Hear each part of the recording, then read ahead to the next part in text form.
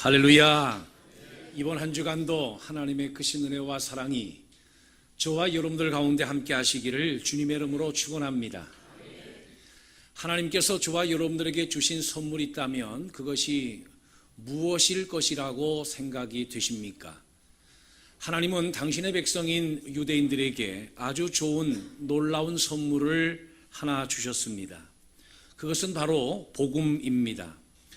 왜냐하면 이 복음으로 그들은 하나님의 나라를 알게 되었고 예수를 알고 예수를 영접했을 뿐만 아니라 하나님의 자녀가 될 수 있었고 구원받는 천국 백성이 될 수 있었기 때문입니다.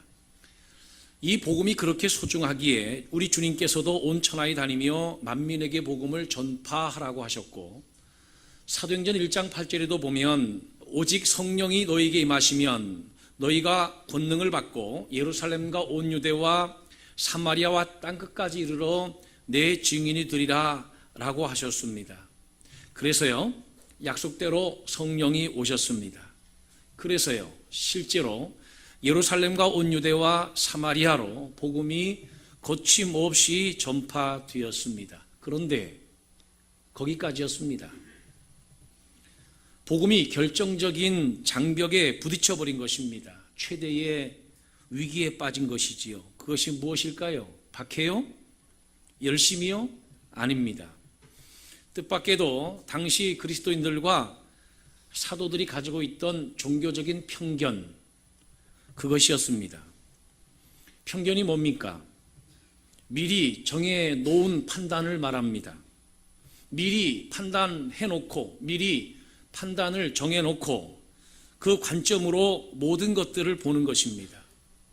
다른 표현으로는 선입견 또는 선입관이라고 하는 용어가 있습니다. 그들의 편견이 무엇에 관한 것입니까? 이방인들에 관한 것입니다. 그들은 이방인들을 지옥에 뗄감이라고 생각을 했습니다. 유대인들은 이방인들을 개처럼 취급해 왔습니다. 유대인들은 이방인들이 하나님을 믿지 않는 사람들이고 할례 받지 않은 사람들이기 때문에 부정하고 더러운 사람들이라고 멸시하였습니다. 한 유대인 크리스찬이 유대인들이 이방인에 대한 편견에 대해서 연구해서 책을 만들었는데 그 책 가운데 이런 구절이 있습니다. 모든 이방인 아이는 태어나는 그 순간부터 부정하다. 그래서 미시나 유대의 율법책을 해석해 놓은 것인데요, 미시나에 보면 이방 여인은 유대인들이 아이를 낳을 때 결코 돕지 못하도록 금기시 해놓고 있는 것을 볼 수 있습니다. 왜 그런가? 여러분, 지금이야 의료가 많이 발달해 있지만 당시 고대 유대 사회에서 아이를 낳는다고 하는 것은 위험천만한 일이었을 것입니다. 아이를 낳을 때 그 도와줘야 돼요. 그런데 이방인들에게는 아이 낳는 일을 돕지 못하도록 금지시켰다는 것이지요. 그 이유가 뭘까요? 누가 아기를 짐승에게 맡기겠느냐는 겁니다. 누가 유대인 아이를, 누가 선민을 짐승에게 맡기겠냐는 거예요. 그러고 보면 유대인들이 이방인들에 대해서 얼마나 부정적인 생각, 얼마나 강한 선입견을 가지고 있었는지에 대해서 짐작해 볼만합니다. 그러니 유대인들 생각에는 다른 데는 몰라도 이방인들은 전혀 복음을 믿을 대상이 아니라고 생각했던 것이지요. 그들은 하나님의 자녀가 될 수 없다라고 생각했습니다. 이방인들은 거룩해질 수 없다고 생각을 했던 것입니다. 이것이 복음이 땅끝을 향하여 가는 길에 넘을 수 없는 장벽이었고 뚫을 수 없는 장애물이었던 것입니다.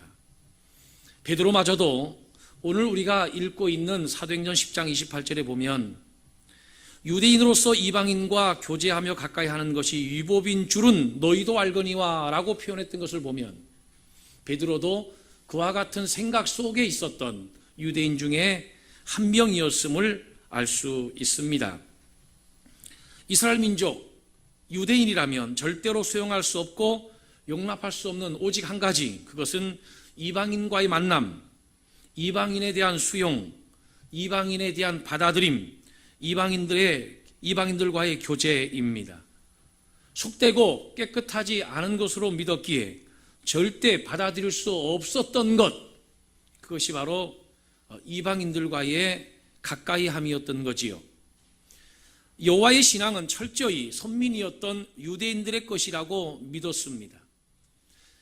유대인들이 믿었던 하나님이 보내신 메시아가 예수라고 하는 사실을 믿었기에 그들도 예수를 믿었던 것이지요. 그래서 이방인들이 기독교가 되는 것은 상상조차 할 수 없는 일이었습니다. 성경에서 말씀했지 않습니까? 오직 성령이 너희에게 마시면 너희가 권능을 받고 예루살렘과 온 유대와 사마리아와 땅끝까지 이르러 내 증인이 되리라. 그것은 당시 유대인들이 실제적으로는 마음속에 어떻게 생각한 말씀이냐면, 성령이 임하면 권능을 받고 예루살렘에 있는 유대인들, 온 유대에 퍼져 있던 유대인들, 또 사마리아 지역으로 흩어져 살던 디아스포라 유대인들, 그리고 로마 전역에 흩어져 있는, 땅 끝까지 흩어져 있었던 흩어진 유대인들, 디아스포라들에게 하나님의 말씀을 증거하는 것으로 실제적으로는 그들의 마음속으로 받아들였다는 것입니다. 이것이 그들의 편견이었고, 이것이 복음이 땅끝을 향하여 가는 길에 최대한 큰 장애물이었다라는 것이지요. 사랑하는 성도 여러분, 하나님은 우리에게 복음이라고 하는 놀라운 선물을 주셨습니다. 할렐루야. 복음이 얼마나 좋습니까? 복음이 가는 곳에 죄 문제가 해결됩니다. 영혼이 구원됩니다. 내세 문제가 해결됩니다. 천국 백성이 됩니다. 삶의 방식이 바뀝니다. 인생의 태도가 달라집니다. 할렐루야. 얼마나 복음이 좋은 것입니까? 그런데 왜 그 좋은 복음이 나에게서 머물러 있는 것입니까? 그 복음이 왜 나의 가정 속에서 전해지다가 어느 한 시점에서 멈춰서 있는 것입니까? 왜 그 복음이 친족에게서 또는 우리의 이웃과 직장 안에서 계속 전파해 나가다가 어느 시점에서 멈춰 있는 것인가? 라는 것입니다. 그것은 우리의 선입견, 우리의 편견 때문에 그럴 수도 있다라고 하는 것입니다. 베드로는 절대 이방인들은 구원의 대상이라고 생각하지 않았던 것 같습니다. 그래서 베드로가 고넬료라고 하는 한 이방인의 집으로 하나님이 보내려고 할 때에 베드로는 거절하고 거부하였던 것입니다. 도저히 받아들일 수가 없었던 것이지요.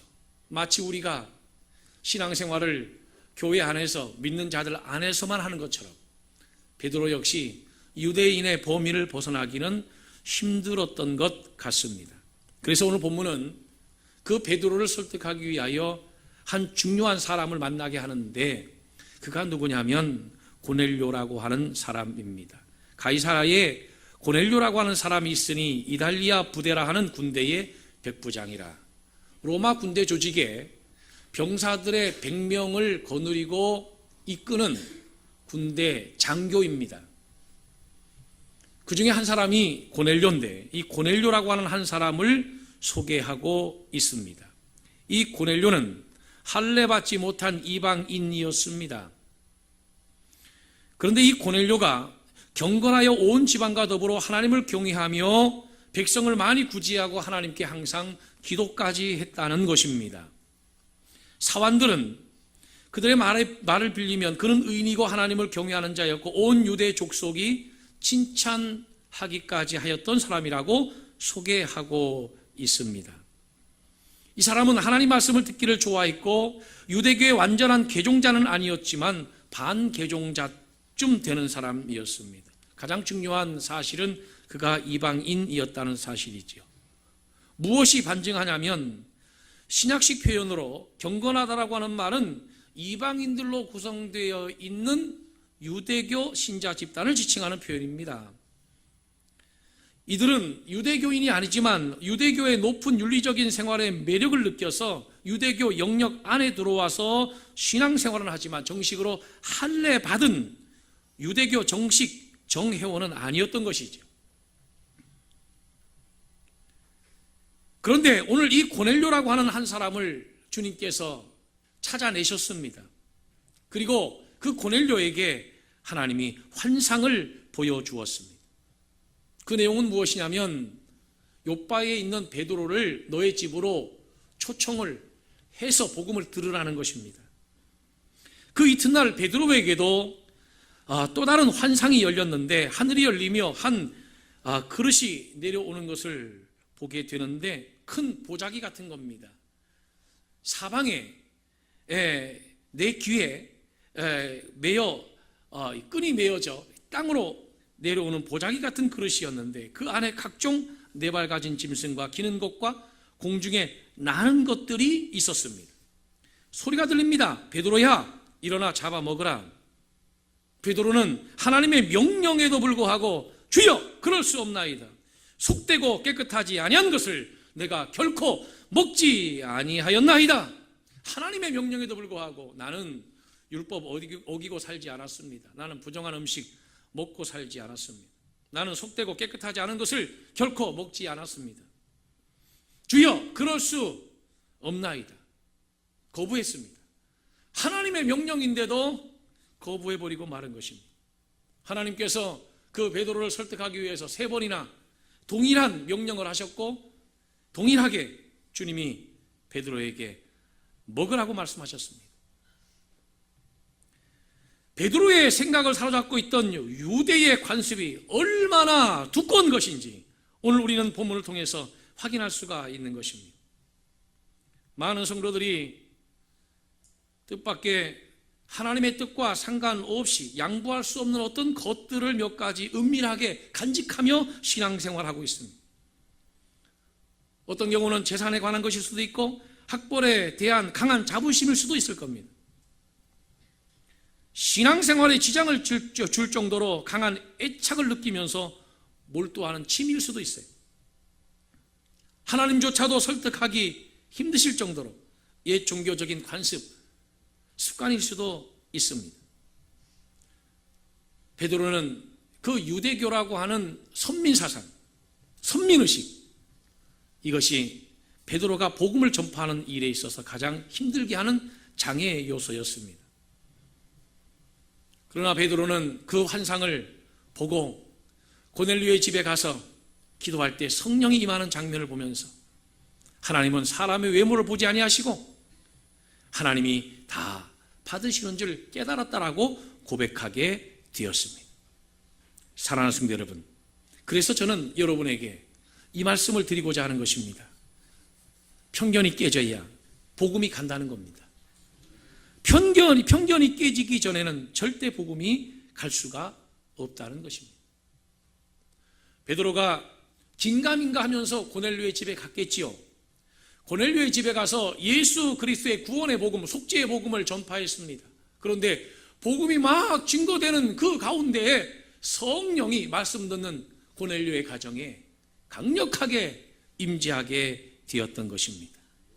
이방인인데 거기에 성령이 임한 거예요. 그들이 방언을 하면서 하나님을 높이는 소리를 듣게 된 것입니다. 사도행전에 보면 4대 오순절이라고 일컬을 수 있는 성령 강림이 기록되어 있는데 첫째는 예루살렘에 임한 오순절이죠. 이것이 사도행전 2장의 말씀입니다. 120문도가 기도할 때 성령 임한 사건이고요. 또 하나는 사마리아 오순절입니다. 스데반 순교로 흩어진 이 사람들 가운데 빌립이 사마리아로 가서 일으킨 성령운동을 말합니다. 셋째는 가이사랴 오순절입니다. 오늘 본문의 고넬료 가정에서 나타났던 성령의 사건입니다. 그리고 19장으로 넘어가 보면 에베소에서 오순절과 같은 성령의 놀라운 역사가 나타나는데 선교사 바울이 방문해서 설교한 후에 안수할 때에 성령이 그들에게 강하게 임했습니다. 오늘 본문은 3번째 오순절이라고 할 수 있는 성령 강림의 사건을 우리가 보고 있는 것입니다. 여러분 얼마나 놀랐겠습니까? 하나님의 은혜는, 하나님의 은총은 오직 유대인들에게만 해당되는 줄 알았는데 이방인들에게 성령이 임했던 것입니다. 하나님의 은혜가 임했던 것입니다. 그래서 베드로가 설교하다 말고 이 사람에게도 성령이 임했거늘 누가 능히 물로 세례의 베품을 금하리요 하고 그에게 세례를 베풉니다. 여러분, 성령 세례 받았으면 됐지. 세례를 왜 받아요? 여러분, 세례라고 하는 것은 신앙의 완성이 아닙니다. 세례는 신앙생활의 출발이고 시작인 거예요. 세례는 뭐냐면 신앙 고백입니다. 세례 받음으로 해서 그리스도인의 신앙 공동체 안으로 들어와 함께 되는 거예요. 세례 받기 전에는 교회를 비판할 수 있고 교회를 욕할 수 있고 기독교를 폄하할 수 있고 하나님을 부정할 수 있어요. 그러나 세례 받으면 그리스도 안에서의 한 가족, 한 신앙 공동체가 되는 것입니다. 여러분, 순교가 무슨 의미겠습니까? 순교라고 하는 것은요, 분명한 신앙 고백으로 이루어지는 것입니다. 만약 우리가 믿는 신앙에 대해서 고백하지 않는다면 우리는 결코 순교당할 일이 없습니다. 진정한 의미에서의 순교는 무엇이냐면 내가 예수 믿는 것을 밝히는 것입니다. 아멘인가요? 내가 예수 믿는 것을 밝히는 것, 내가 예수 믿는 것을 고백하는 것, 그것이 진짜 순교인 것입니다. 베드로가 설교할 때에 성령이 강하게 임하였습니다. 그래서 신학자 칼 바르트는 하나님의 말씀이 성경 안에서 우리를 기다린다 그랬습니다. 성경 안에서 하나님 말씀이 기다린다. 성경도 물론 하나님 말씀이죠. 그런데 성경 안에서 하나님의 말씀이 우리를 기다린다는 겁니다. 성경을 우리가 보면서 하나님의 말씀을 듣게 되고 만나게 된다라고 하는 것이죠. 베드로가 설교할 때에 설교를 듣던 모든 무리 가운데 성령이 임했습니다. 그래서 신학적으로 진리라고 하는 것은 성경이라고 하는 객관적 진리가 있고요, 성령이라고 하는 주관적 진리가 있어요. 성령을 통해서 주관적으로 역사하시는 진리와 성경에 기록되어 있는 객관적 진리를 통해서 우리가 하나님을 알게 되고 복음을 이해하게 되는 것입니다. 여러분, 우리가 하나님의 복음을 땅끝까지 전파할 수 있는 놀라운 권리, 특권, 그리고 그 놀라운 사명과 책임을 가지고 있음에도 불구하고 실제로 저나 여러분을 통해서 복음이 힘있게 전파되지 않는다고 하면 그 원인은 무엇일까요? 혹시 사도 바울과 같은 편견 때문에 우리를 통하여 복음이 전파되지 못하는 것은 아닐까요? 여러분, 예수를 믿는 우리 모두는 믿는 자들과 만나는 것이 훨씬 더 편하고 좋습니다. 그렇지요? 믿음이 없는 사람 만나는 것보다 믿음이 좋은 사람 만나는 것이 훨씬 더 신앙생활에 도움이 된다고 생각을 합니다. 그리고 신앙 안에서도 껄끄러운 사람들, 걸림이 될 만한 사람들은 가능하면 피하기를 희망합니다. 그래서 연말에 구역 조직이 이루어지게 되면 제일 먼저 가서 확인하는 것이 뭐예요? 명단이지요. 어떤 명단이요?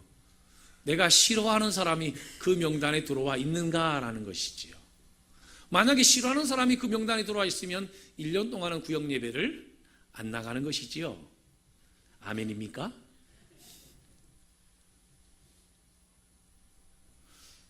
기관을 우리가 구성할 때에 기관을 구분하지 않습니까? 광고판에 쫓아가 확인하는 것이 무엇입니까? 올해는 교회가 어디를 구분점으로 해서 기관을 나누었을까? 혹시 내가 마음에 안 들어하는 사람이 그 속에 포함되어 있지 않는가? 라고 명단을 찾잖아요. 여러분, 신앙이라고 하는 것은 나 혼자 하는 것이 아닙니다. 우리끼리 하는 것도 아닙니다.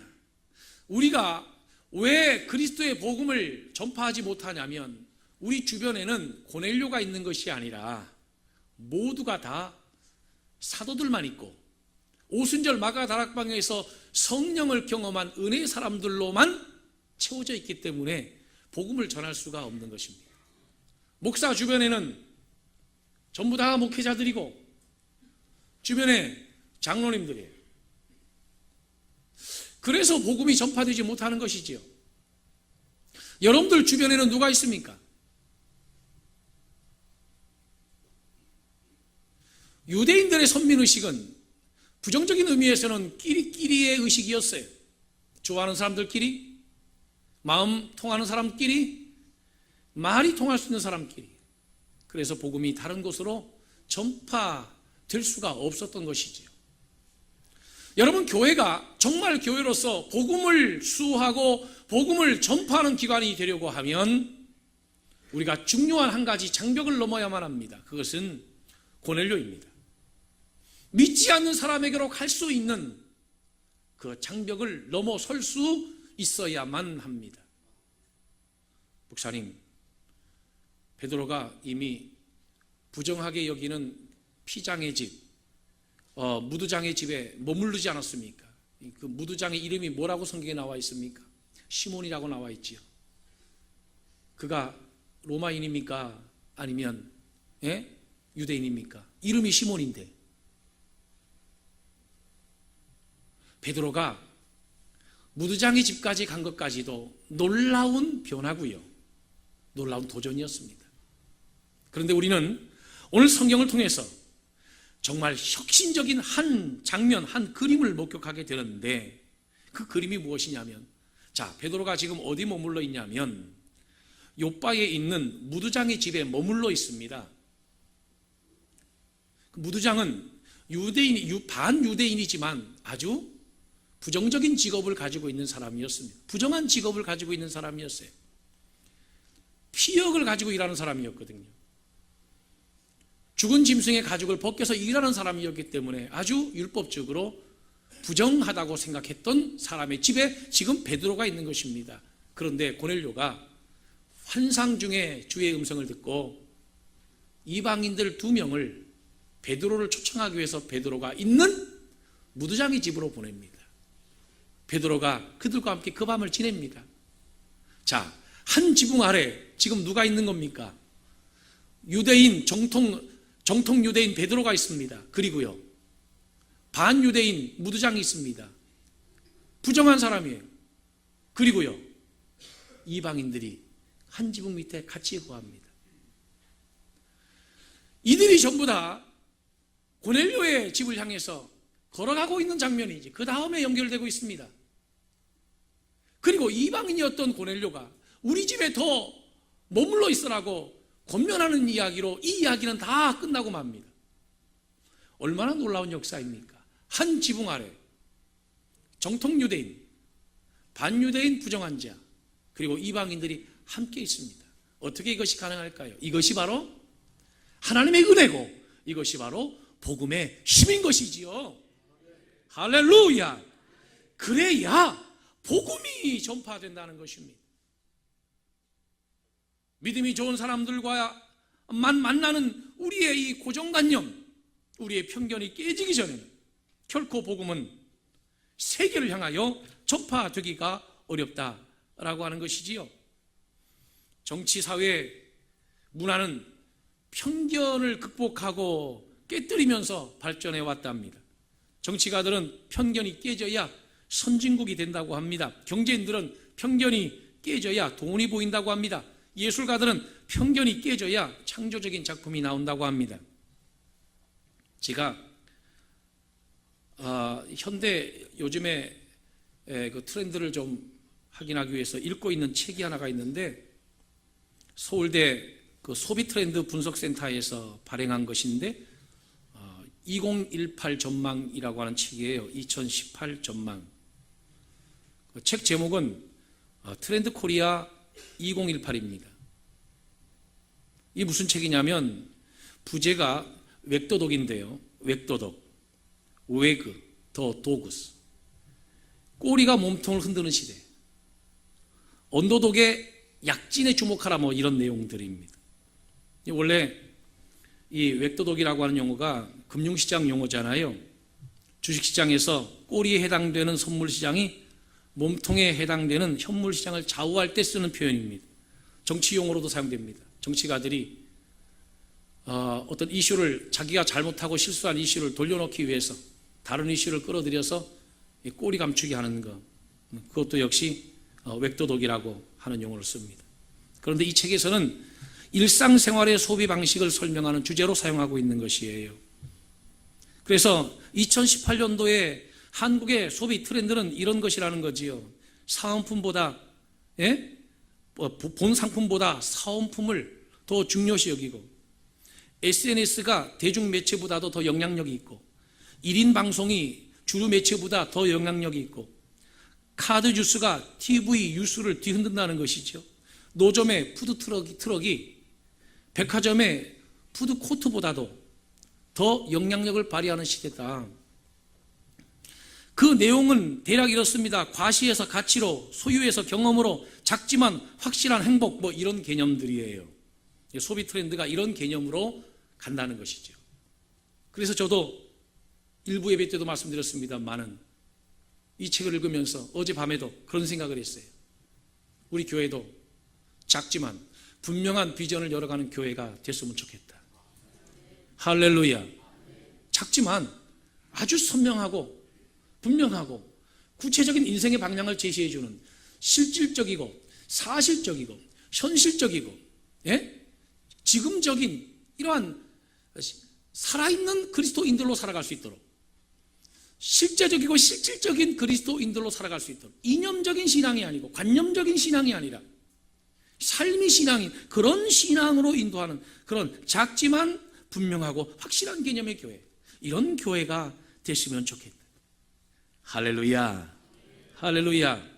그렇습니다. 역사와 문화는 굉장히 중요합니다. 그러나 그것이 편견 속에 살아야 한다라고 하는 것을 의미하는 것은 결코 아닐 것입니다. 종교도 마찬가지.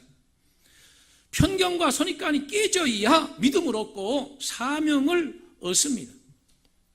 교제에 있어서 이방인과 유대인의 구별이 사라져야 하나님의 복음이 전파될 수 있다는 것입니다. 사도신경에도 보면 성도를 공동체라고 고백하는 내용이 있잖아요. 성도가 서로 교통하는 아름다운 공동체, 이것이 바로 우리가 고백하는 신앙 고백 속에 들어 있어야 한다는 것이지요.